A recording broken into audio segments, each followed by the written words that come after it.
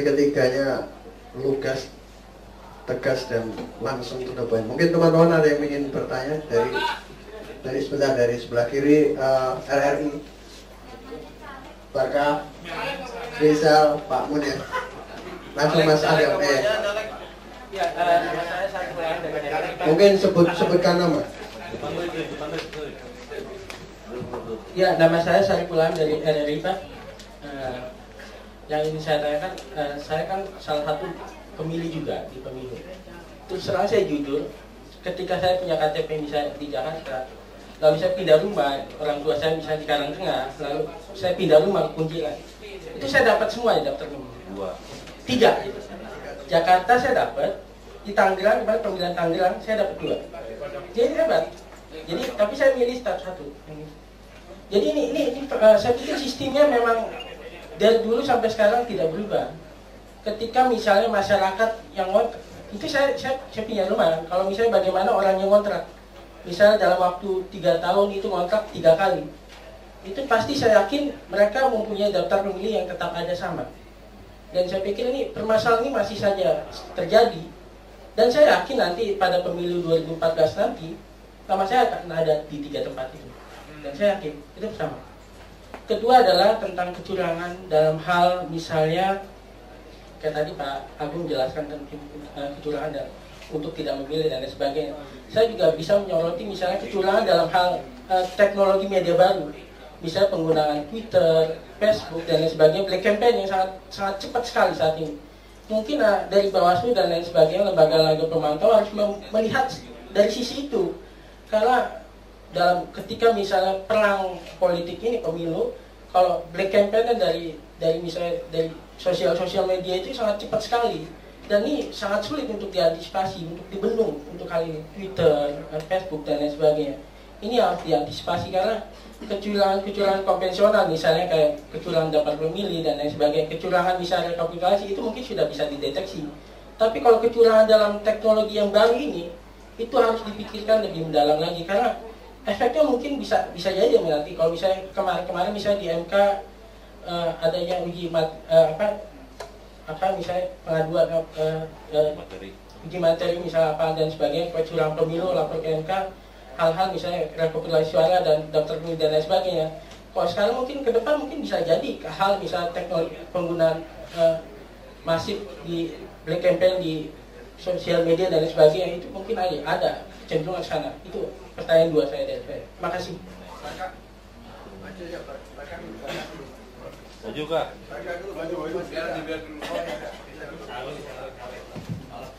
Assalamualaikum warahmatullahi wabarakatuh. Saya Rizal Siregar dari Harian Pos Kota. Pertanyaan saya adalah mengenai Undang-Undang 15 BPKPU nomor 15. Sampai saat ini Pak Muhammad masih banyak sekali caleg-caleg yang memajang-majang fotonya di mobil dan di berbagai tempat yang membuat rusak pemandangan mata dan membuat keindahan kota. Itu bagaimana sikap Bawaslu nanti mencabut-cabutinya? Apakah Bawaslu mampu mencabut itu semua yang bekerja sama kemungkinan dengan Mendagri? Itu pertanyaan pertama. Pertanyaan kedua, adanya perubahan suara, perubahan daftar caleg yang dilakukan di daerah-daerah, di pusat nggak mungkin. Misalnya di Bandung kemarin itu, dan DPP mengatakan dia nomor 1, tapi karena caleg nomor 2 itu adalah wali kota, anaknya dibuat nomor 1.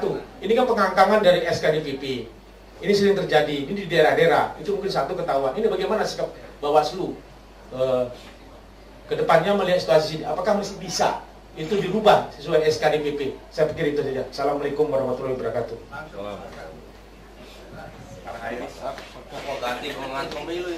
Assalamualaikum warahmatullahi wabarakatuh. Saya Bapak dari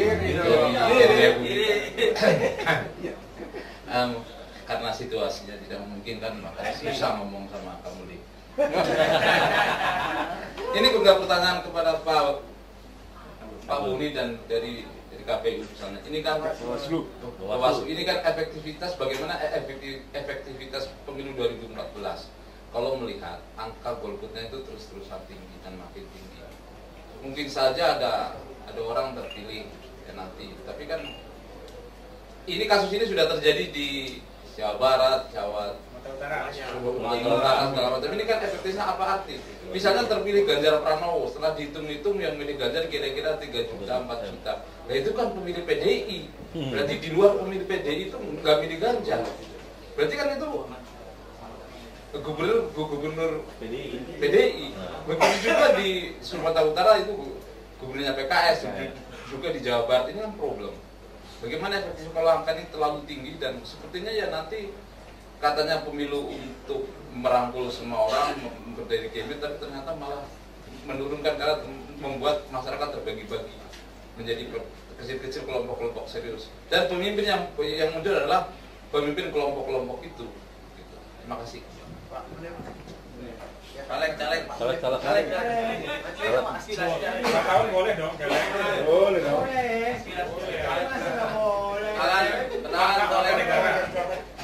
Gimana Pak? Terima kasih.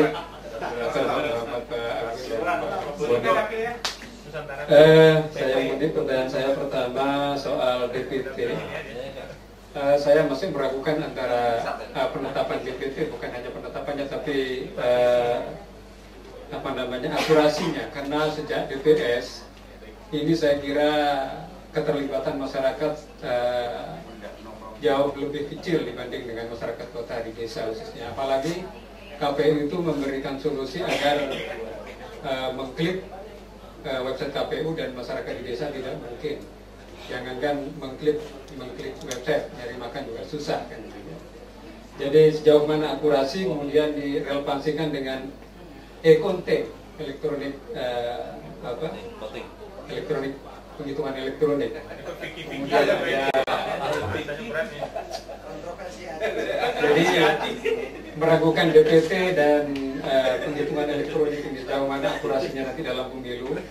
Kemudian kedua soal pengawas yang tadi akan di setiap TPS seluruh Indonesia akan disediakan pengawas oleh Bawaslu.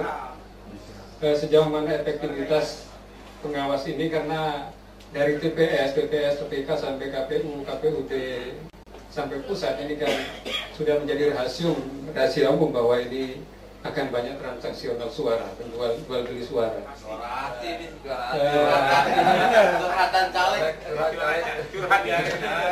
Dan terakhir sejauh mana kemudian pengawasan itu apakah dilakukan juga terhadap serangan-serangan pajar yang dilakukan oleh partai politik dan caleg-caleg tertentu. Terima kasih.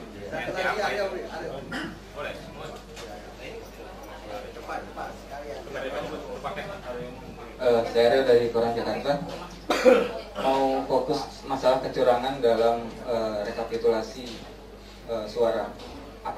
Mau bertanya pada semuanya, apakah perubahan di dalam undang-undang pemilu ini kan sekarang semuanya tahap dihitung, direkap. Apakah itu bisa menjamin tidak ada suara lompat-lompat seperti kemarin? Dan tadi juga Bawaslu menyebut ada mitra pengawas di TPS. Itu siapa saja dan bisa apa sebenarnya? Bisakah dia mengawal suara dari TPS sampai nantinya di tingkat pusat? Kemudian khusus buat Bawaslu, mau tanya sebenarnya penilaian internal dari Bawaslu, kinerjanya selama ini seperti apa dalam mengawasi proses pemilu sejauh ini? Apakah sudah cukup maksimal ataukah ada yang perlu diperbaiki?